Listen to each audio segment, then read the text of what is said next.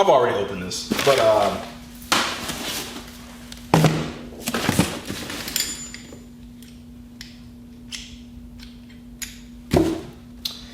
this is beautiful. All right, what we got in this box here, people? IMC 585 performance cams. Finally, man, I finally bought cams for my Thunderstroke. These cams are going to be going in my 2022 purple frame 2-in-1 Indian Chief, man. It's a long time coming. I'm finally going to do it, and they're going to drop in right there behind that cover. We got a gasket for the cam cover that comes with the kit, and we have 3 cams in the box. We'll take these out. Let's take a look at them. All right, so what we have is a 585R, a 585I, and a 585F. So 585R is for the exhaust for the rear cylinder, 585I is for the intake, and 585F is for the front exhaust for the front cylinder. So 3 cams, unlike I think the M8s, they have 1 cam. So these cams are drop-in ready. You see the decompression release right there. These are built into Lloyd's cams, just like the stock cams. So when you take the stock cams out, you just drop these in. And you'll see this on this exhaust cam as well. All right, look at that lobe.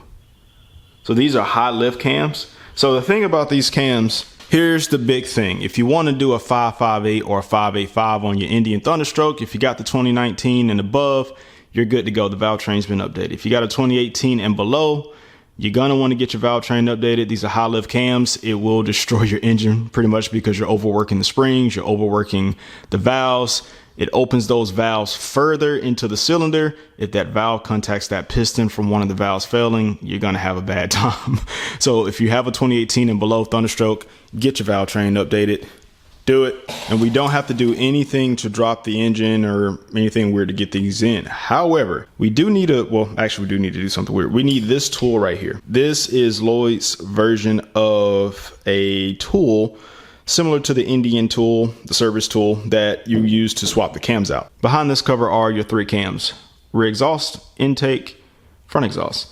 And what that tool does, it bolts inside of here and it allows you to remove the cams, but also while not allowing the lifters to drop inside of the engine, because if the lifters drop, you're pretty much screwed. So you got the push rods right here, the lifters are right in here, and so as that cam is turning, it's lifting that lifter, which is lifting the push rod, which is basically actuating the rockers down and up like this, and it's pushing a spring down that's opening and closing that valve at 1500 RPM, 2000 times a freaking minute or whatever it is, well, as the crank turns. So yeah, it's doing it a bunch of different times.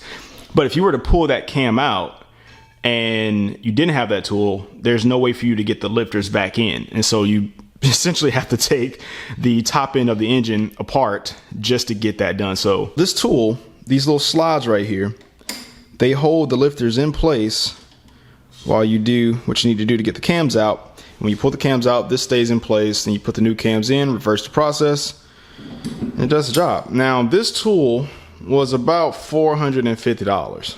If you don't plan on doing a lot of Thunderstroke cam installs, it makes no sense for you to buy the tool. You can also rent the tool from Lloyd's. Also, there's another company out there that has a replica of the Indian specific tool that you can also rent.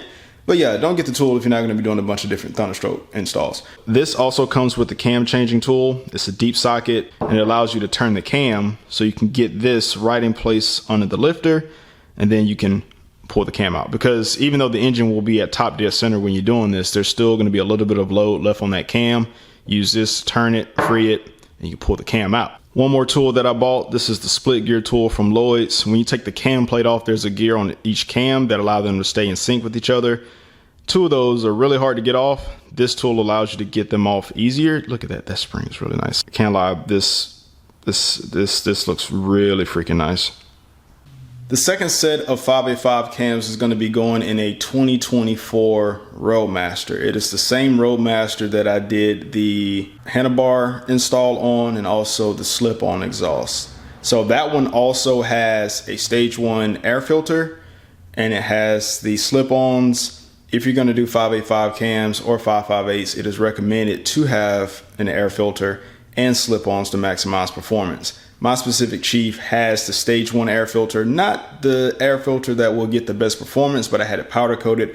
I like the way that it looks, but I also have a 2-in-1 exhaust that's, man, that thing's awesome. So we're set up for this on both of these bikes, and we're gonna get these cams installed. How the heck are we gonna tune this thing, right? Well, we could pull the ECM out and send it off and have it flashed for the specific calibration for 585s with a 2-in-1 with the air filter. But hey man, we're gonna do this in-house now, because we got this. We have the Lloydz garage tuning kit. I'm officially a remote tuner. So that's why like all of this is like going hand in hand now. I bought the cams, I got the tuning kit. I can do everything I need in the garage. How much did all of this cost? 585 cams, 585 cams. They're $680 a piece, so these came out to $1360. The cam changing tool, the main tool anyway, this was $450, and these were $87 a piece. So it came out to a little over $2,000. So for me, I'm all in right at $1,350 to do my bike alone. And it comes with a gasket, and I think Indian charges like $50 for this thing.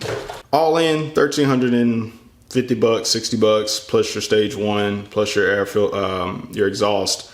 And you should be set up to do some cam installs. So I'm finna get ready to do the cam install on my Thunderstroke. Before I fully finish it, I'm gonna take my stock cams out and compare them to the Lloydz, because I think it'd be kind of cool to see them side by side. And yeah, we're gonna get this going. So if y'all got any questions, let me know. I'm gonna get to it. Well, this thing feels hefty, man. I like it.